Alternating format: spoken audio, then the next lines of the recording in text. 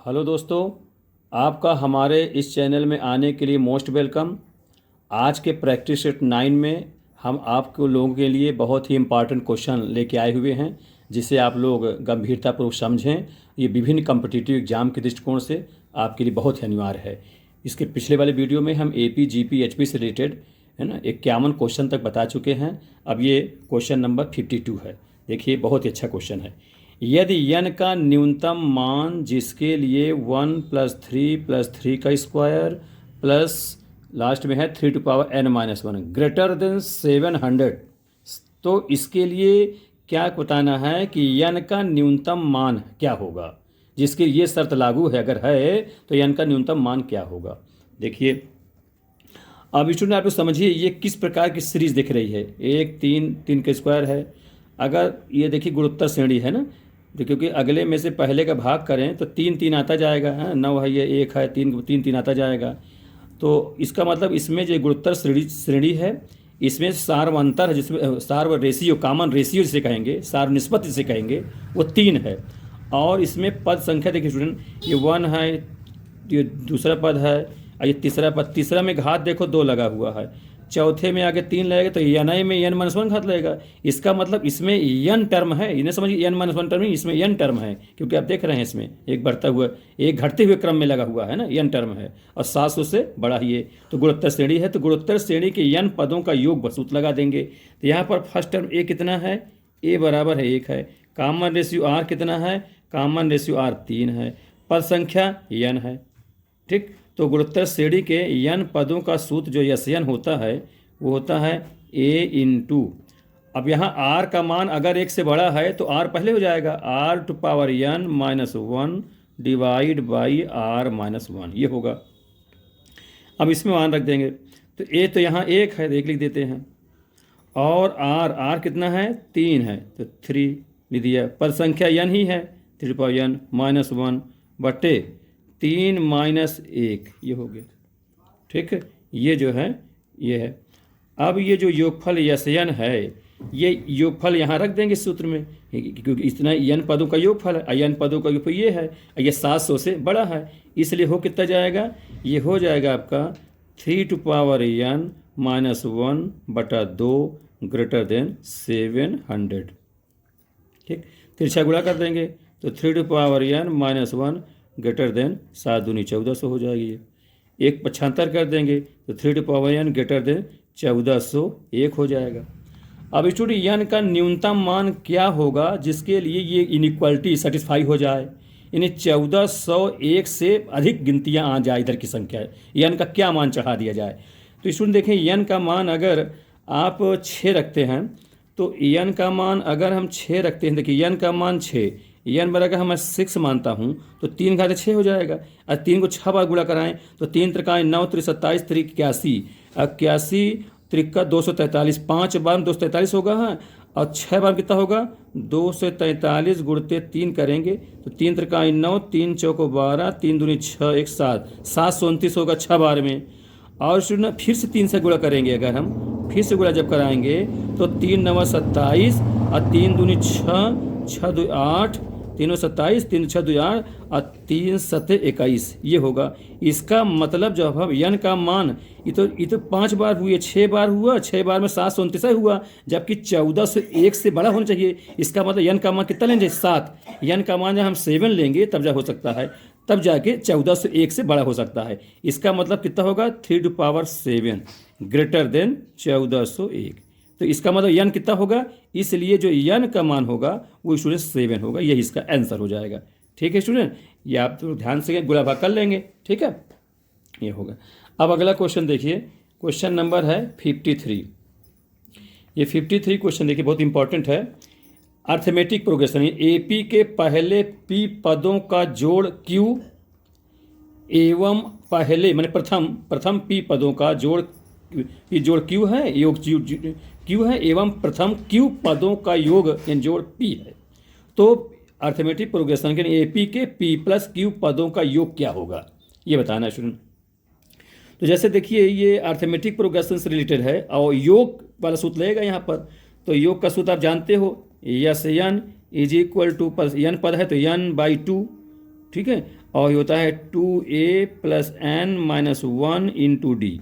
ठीक है, जहाँ a प्रथम पद है, d सार्वंतर है, n पदों की संख्या है। यहाँ पर प्रथम पहले p पदों का जोड़ q है, यानी q बराबर, तो q बराबर लिखेंगे, पद संख्या p है तो p/2, और प्रथम फर्स्ट टर्म मान लेंगे, माना समांतर श्रेणी का प्रथम पद है, असार्वंतर d है, तो हो जाएगा 2a, ये p है, ठीक, प्लस पद संख्या कितना p है, तो p-1 इंटू डी, ये हो जाएगा। अब इसमें तिरछा गुणा कर दिया जाए, ये हट जाए यहाँ से, तो 2q/p निकाल लें, यहाँ पर सुविधाजनक रहेगा घटाने उठाने में, तो 2a plus p-1 into d, इसको हम फर्स्ट मान इक्वेशन मान ले रहे हैं। इसी वजह से सेकंड के लिए पहले q पदों का जोड़ p है, यानी p बराबर जोड़ p है, तो जोड़ p बराबर लिखेंगे, कितना q पदों का है, तो q/2, फर्स्ट टर्म तो वही रहेगा क्योंकि श्रेणी एक ही प्रकार के हैं, 2a प्लस q पद हैं, q-1 इंटू डी हो जाएगा। अब इसको भी तिरछा गुणा कर लेंगे, तो कितना हो जाएगा, ये हो जाएगा 2p, ये 2p है, 2p/q is equal to 2a plus q-1 into d, इसको दूसरा समीकरण मान लेते हैं हम। अब स्टूडेंट यहाँ दोनों का अगर हम घटा दें तो हमको d का मान यहाँ से निकल जाए, है ना, d का मान निकालना पड़ेगा, तो 1 - 2 करने पर 1 - 2 सब्ट्रैक्शन, इसे घटाते हैं, तो 1 - 2 घटा देंगे तो लेफ्ट में कितना होगा, लेफ्ट होगा 2q/p माइनस 2p/q, ये हो जाएगा, और इसमें घटा रहे हैं तो 2a कट जाएगा, d कॉमन हो जाएगा, तो कितना हो जाएगा p और -1, ये घटाएंगे तो माइनस प्लस बन जाएगा, तो p-q हो जाएगा इंटू डी हो जाएगा। ठीक है, अब यहाँ अगर हम इसमें कॉमन लेके, है ना, लघुत्तम ले लें, 2 कॉमन भी कर लें, तो कितना होगा, अगर 2 कॉमन भी करूँ और लघुत्तम लूँ तो pq लघुत्तम हो जाएगा, एलसीएम, तो p कटेगा तो q² हो जाएगा, माइनस q कटेगा तो p² हो जाएगा, is equal to p-q into d. ठीक है, ये हुआ। अब यहाँ देखिए स्टूडेंट, अगर माइनस कॉमन कर लूँ तो p² - q हो जाए, जिसका factor p + q, p - q कर दूंगा तो p - q कट जाएगा, तो इसके आगे यहाँ से देखें तो माइनस कॉमन कर रहा हूँ तो हो जाएगा 2, तो p² - q हो जाए तो p - q into p + q, इस प्रकार लिख देता हूँ, divide by pq is equal to हो जाएगा p - q इंटू डी, तो p - q से कट जाएगा, तो d यहाँ से मिल गया, therefore d is equal to -2 times of p + q divide by pq, ये तो सार्वंतर d हो गया। ठीक है, अब इसके बाद देखिए हमको निकालना क्या है, हमको निकालना AP के p + q पदों का जोड़ योग करना है। तो अब ये ध्यान दें कि तो ये क्या निकालना चाहते हैं, यस p + q, ये निकालना होगा, p + q पदों का जोड़ कैसे करेंगे, p + q/2, फिर सूत्र में लिखेंगे 2a plus p + q - 1 into d. ठीक है, ये हम समझा रहे हैं तो थोड़ा टाइम लग रहा है, आप लोग इसको जल्दी से जल्दी कर लेंगे, क्योंकि तो ये बराबर से मान रखना चाहते हैं, d का मान रखना चाहते हैं और a का मान रखना चाहते हैं। तो स्टूडेंट a का मान ये यहाँ पर दिया चाहिए फर्स्ट इक्वेशन से या सेकंड इक्वेशन से, 2a का मान पूरा रख दिया जाए, 2a का मान इसको पक्षांतर करके तो d के फॉर्म में आ जाएगा, तो d का मान तब रखेंगे ज़्यादा सही रहेगा, पहले हम 2a का मान रखते हैं, d का मान बाद में रखेंगे, p + q/2, कोष्टक में 2a का मान यहाँ से निकालेंगे अगर, तो इसको पक्षांतर करूँगा तो कितना होगा, ये होगा ये 2q/p, चाहे फर्स्ट से रखें चाहे सेकंड से रखें सेम रहेगा, उसमें कोई दिक्कत नहीं होगी, माइनस p - 1 इंटू डी, ये होगा, उधर ये वाला ये चीज़ को उधर कर दिया, 2a का मान निकल आया, इसको उतार लेते हैं, plus p + q - 1 into D, इस प्रकार से ये हो गया। इसके आगे देखें, अब इसको कॉमन ले लेंगे, जो कुछ कॉमन है, p + q/2। अब स्टूडेंट देखिए ये d कॉमन है इसमें, तो इसको लिख देंगे 2q/p माइनस नहीं प्लस पहले ले लेंगे, प्लस, तो d कॉमन कर लेंगे तो हो जाएगा p + q - 1, ये हुआ, ये माइनस खुल जाए तो -p अब +1 हो जाएगा, अब बाहर d कॉमन करें, अब ये d के स्थान में स्टूडेंट अब मान रख देंगे, ये वाला मान d कितना है, इंटू करके, इंटू माइनस डी का मान होगा -2 times of P plus Q. कितना होगा? पी प्लस क्यू, ठीक है, डिवाइड बाई पी क्यू। ये है, ध्यान दीजिएगा, थोड़ा सा किनारे है, ये हो गया -2 टाइम्स पी प्लस क्यू। अब ये minus P plus P -1 + 1 cut जाएगा, तो कितना बचा यहाँ से? पी है प्लस क्यू और /2, ये लिख देता हूँ। कोष्टक में यहाँ से बच रहा है कितना? 2q/p, और ये कट गया, ये बचा कितना? q बच रहा हुआ है, ये q बचा हुआ है, तो q से स्टूडेंट ये q को भी काट दे रहा हूँ, ध्यान दीजिएगा। और ये माइनस है तो ये माइनस लिख दिया, ठीक। ये 2 अभी है, यहाँ 2 लिख देता हूँ।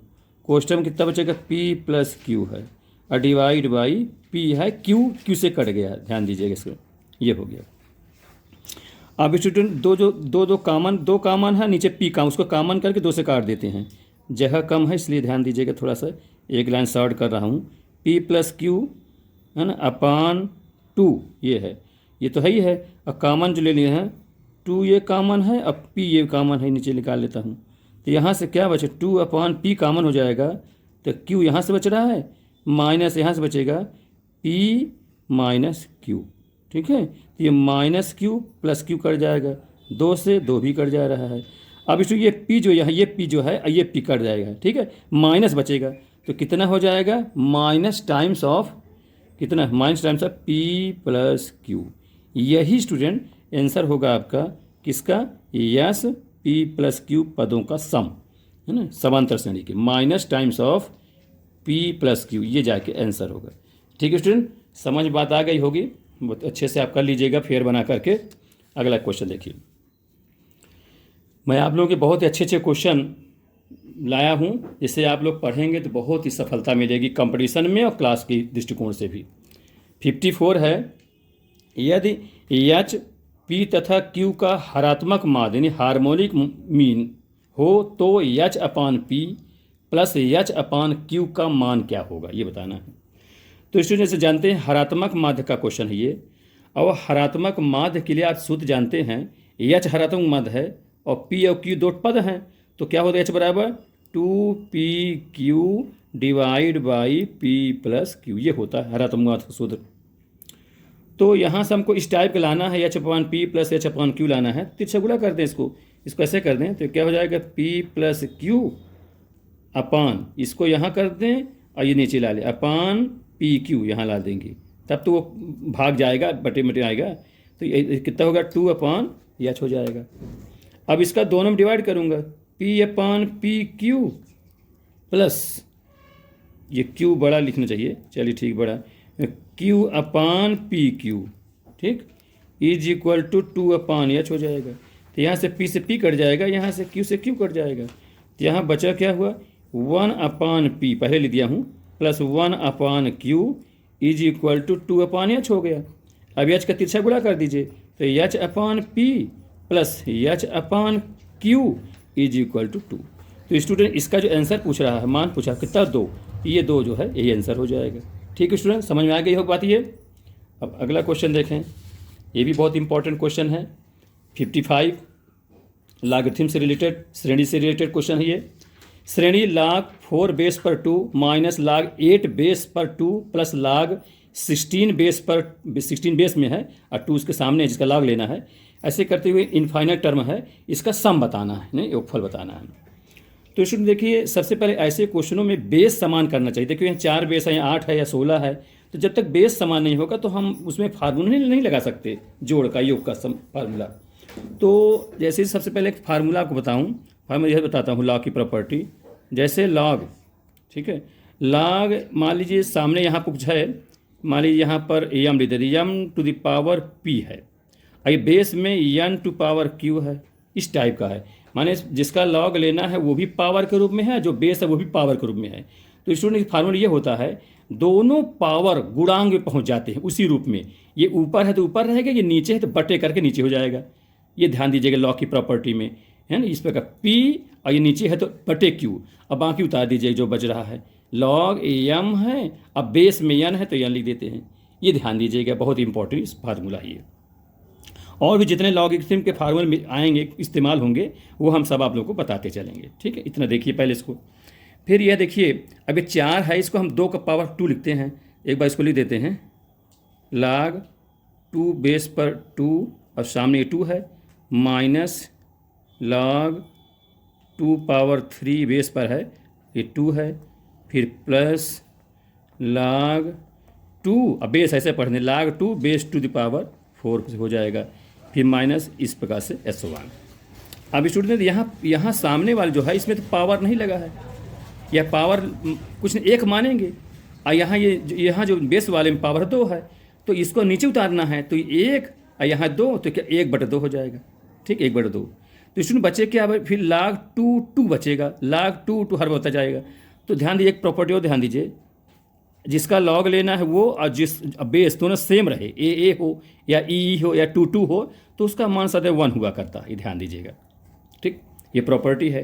तो जब 1/2 पहले हो जाएगा तो log 2 बेस पर 2, उसका मान 1, फिर 3 पहले हो जाएगा तो 2 बेस पर बचे 1 हो जाएगा, तो कितना -1/, इस प्रकार से 3 हो जाएगा, है ना। यहाँ n है, यहाँ 3 है, पहले हो जाएगा, फिर यहाँ से प्लस मिलेगा, यहाँ 1/4 हो जाएगा, इस प्रकार से 2 का 1 होता जाएगा, तो प्लस माइनस प्लस, इस प्रकार से प्लस हुआ, फिर माइनस हो जाएगा, ऐसे सीरीज बढ़ती जाएगी।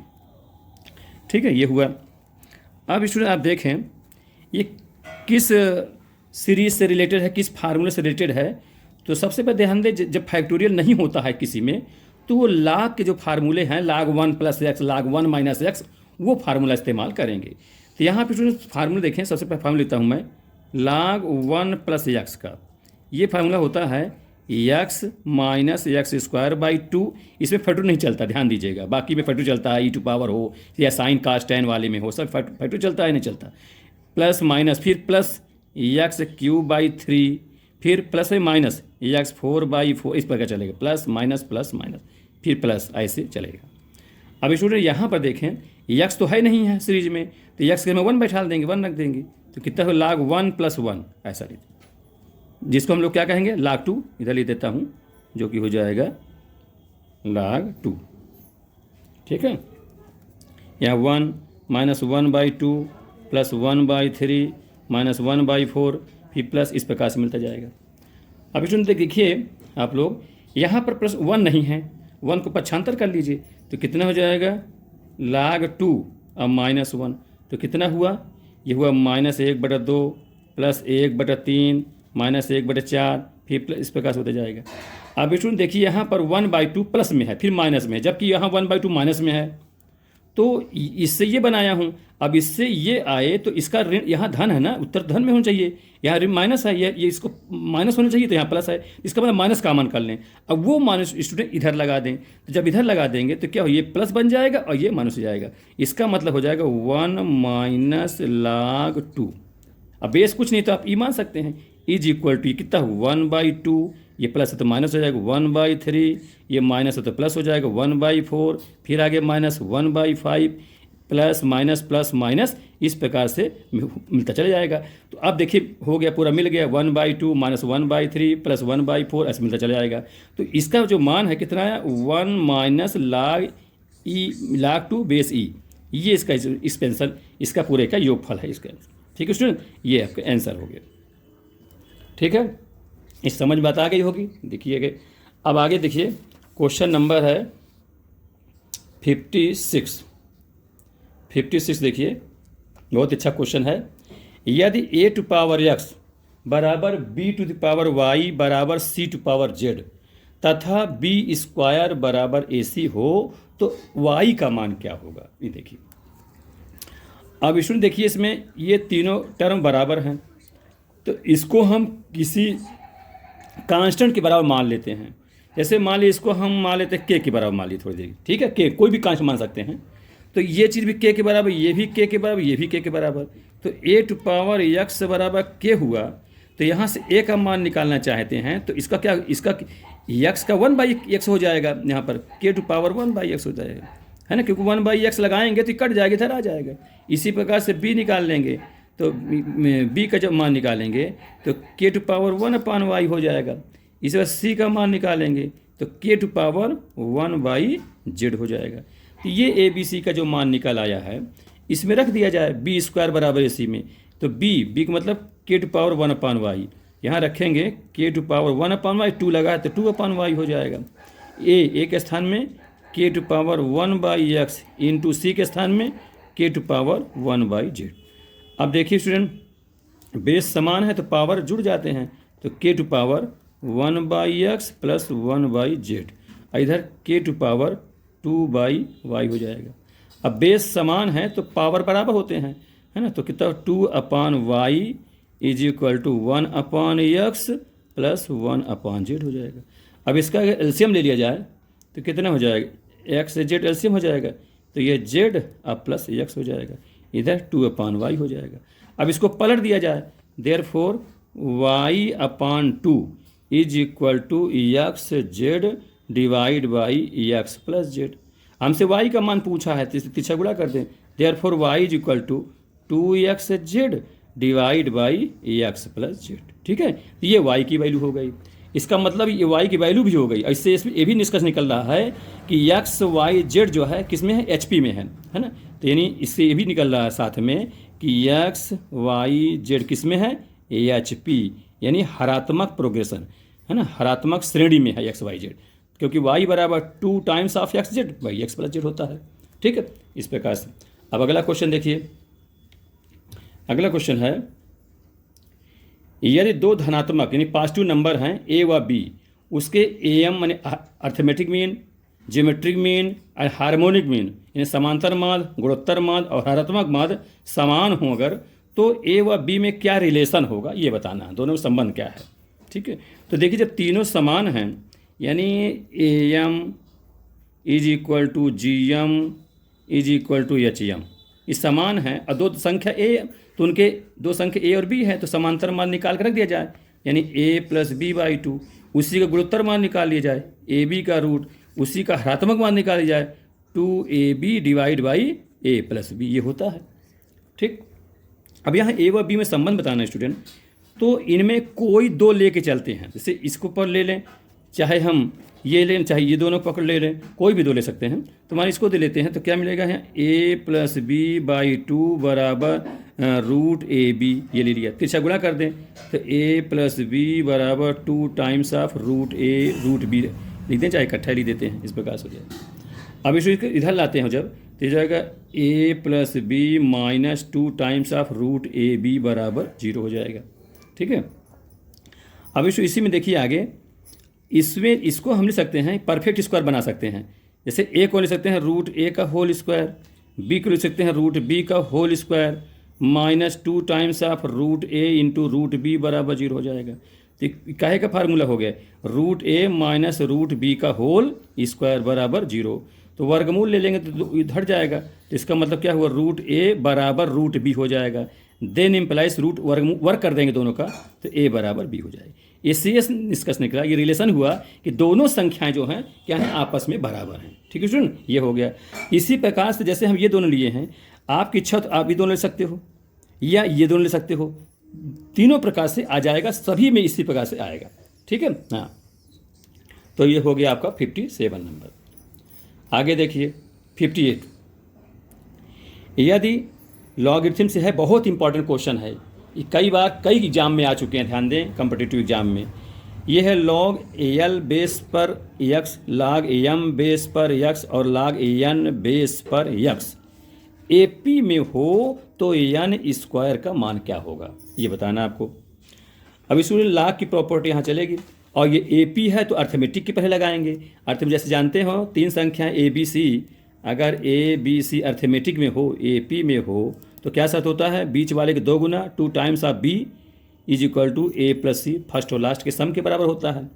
ये तो यही प्रॉपर्टी यहाँ लगाऊंगा, ये बीच में है, इसका 2 टाइम्स करूँगा, ये 2 times of log AM base पर x is equal to first term log L base पर x, last term log N base पर x है, इस प्रकार कर दिया। इसके बाद स्टूडेंट देखें, एक प्रॉपर्टी लॉगरिथम में ध्यान दें, बहुत ही छोटी प्रॉपर्टी है, ध्यान दें, ये a है, अब बेस में मान लो b ले लिया हूँ, तो ये स्टूडेंट डिवाइड के रूप में कैसे होता है, log a divide by log b, माने जो ऊपर है तो ऊपर रहेगा, जो नीचे है वो नीचे रहेगा। इस प्रकार डिवाइड में लिखा जा सकता है। अब फिर यहाँ जैसे बेस कुछ नहीं लिखा है तो यहाँ पर स्वेच्छा से ई या एक्स कुछ भी बेस लिख सकते हैं। यहाँ हमने बेस कुछ नहीं लिखा, इस प्रकार से ये प्रॉपर्टी है। यहाँ यही प्रॉपर्टी का इस्तेमाल यहाँ करेंगे। देखिए तो 2 टाइम्स ऑफ ये है तो क्या लिखेंगे, log x divide by log m is equal to log x divide by log l plus log x divide by log n। ये हो गया।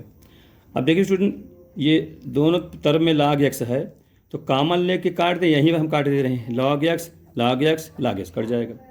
ठीक है, तो बचा कि तो इधर है 2 अपान log m है, इधर 1 अपान log l है प्लस 1 अपान log n है। इसका एलसीएम ले लिया जाए लघुत्तम, तो कितना लघुत्तम आ जाएगा, log l into log n आ जाएगा। तो log l कटेगा तो यहाँ से क्या बचेगा, log n, और log n कटेगा तो क्या बचेगा, log l। ये हो जाएगा। ठीक है स्टूडेंट, अब यहाँ देखिए आप लोग, जैसे जब log की प्रॉपर्टी में प्लस रहता है तो इंटू हो जाता है, तो इसको हम क्या ले सकते हैं, इसको हम ले सकते हैं log n l, इसको ले सकते हैं। ठीक है, और स्टूडेंट देखें ये जो इधर है हमको n स्क्वायर निकालना है, तो n हम लेफ्ट में लाना चाहते हैं, तो जो log n है इसको तिरछा गुणा कर देते हैं और log m को इधर गुणा कर देते हैं, क्रॉस कर देते हैं। तो इधर कितना हो जाएगा, 2 अपना हाई है 2 इधर कर देते हैं तो कितना हो जाएगा, ये 2 log n, तिरछा गुणा कर दिए। ठीक है, ये जो ये है ना, इसको n स्क्वायर लाना है इसलिए ऐसे कर रहे हैं, इसको कर दिया और ये अपना ये हो गया और log l है यहाँ पर, तो डिवाइड बाई माने अच्छा इस log m को बगल में लिख देता हूँ, कितना हो जाएगा log m डिवाइड बाई ये log l, ऐसा लिख देते हैं। ठीक है सुनिए, इसके आगे देखिए ये 2 को पावर में लिख देते हैं लॉग की प्रॉपर्टी के अनुसार, log n का स्क्वायर हो जाएगा।